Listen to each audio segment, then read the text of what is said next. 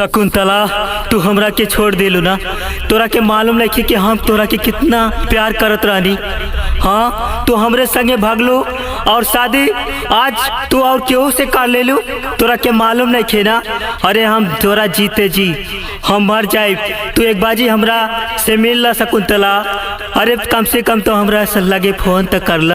कहिया भेटैबू ए हमर जान, तोहारा चुमाती हम दोनों गाल। डेंजर स्टाइल बा हमर जान हो, तोहर सपना देखिला हमर जान हो। मर्द के सीने में कभी दर्द नहीं होता। चुप रे साला, तोरा के मालूम नहीं खे। तू केहू के बहन बिटिया के छेड़ेला तो का ओकरा के दर्द ना होला?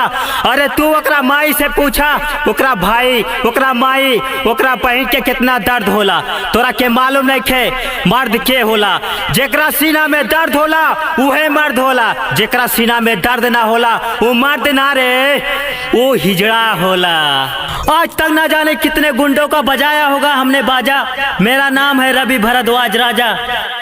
काम करे वाला है, मैकेनिक के है, गरीब घर के औलाद। नाम हमार बा रवि भारद्वाज।